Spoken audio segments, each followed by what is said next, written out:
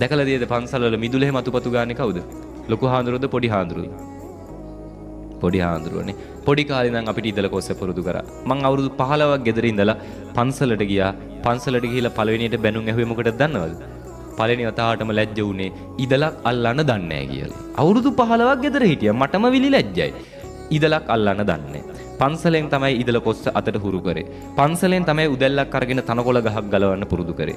පන්සලෙන් තමයි ඇඳුමක් හොද ගන්න පුරුදුනේ.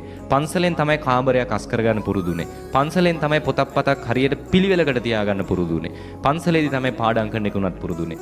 අද අපි මෙතෙන්ට ආව මතක තියාගන්න ඉගෙනගෙන විශ්වවිද්‍යාලයකට ආව විතරක් නෙවෙයි. ඉදලක් කොස්සක් දුන්නොත් අතු ගන්න පුළුවන්. උදැල්ලක් දුන්නොත් තනකොළ ගහක් ගලව ගන්න පුළුවන්. දාන ටික නැති වුණොත් දාන ටික උයාගෙන ගන්න උනත් පුළුවන්. ලොකු හාමුදුරුවෝ අපිව හැදුවේ ලොකු හාමුදුරුවොත් එක්ක ජීවත් වෙන්න නෙවෙයි. කොහොමද? ලොකු හාමුදුරුවෝ නැතුවත් තනියම ජීවත් වෙන්න.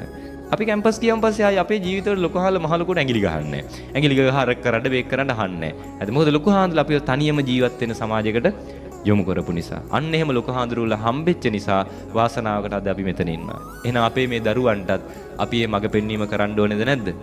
කරන්න ඕනේ. ගෙදර එකට කෑම ටික කන්න. ආදරේ ගෞරවේ ගේ ඇතුලේ තියාගන්න. බලන්න ගෙදර තියෙන ගෞරවේ කොහොමද?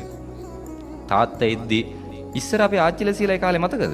තාත්තලේදී පුටුවල වාඩිලා හිටියද? නැගිට්ටනේ. මේ සම ආසනයකවත් එදා තාත්තත් එක වාඩි උනේ නෑ. අද මොකෝ වෙලා තියෙන්නේ? දරුවෝ පුටුවේ වාඩි වෙනවනේ අටපට්ටමම ගහනවා පුටුවේ දිහාගෙනනේ.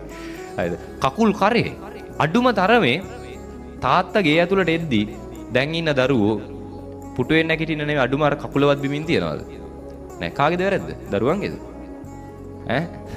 දෙමව්පියන්ගේනේ. දෙමව්පියේ ආදරේ ගෞරවයේ ගේ ඇතුලේ පෙන්නපු නැති නිසා. ඒ නිසා ගෙයක් ඇතුලේ ගෞරවය අපි පෙන්වන්න ඕනේ ආදර්ශයෙන්නේ. අම්මලා තාත්තලා කවදාවත් මොන ප්‍රශ්නාවක් දරුවෝ ඉස්සරහා ගේන්නේ නෑ. තේරෙනවද මම මේ කියපු ටික? නේ. ඒ නිසා මෙන්න මේ ටික ජීවිතේට එකතු කරගන්න. ගෙවල් ඇතුලේ හරීම වටිනවා ආදරය, ගෞරවය, නේ තේරුම් ගැනීම, ඇහුම්කන්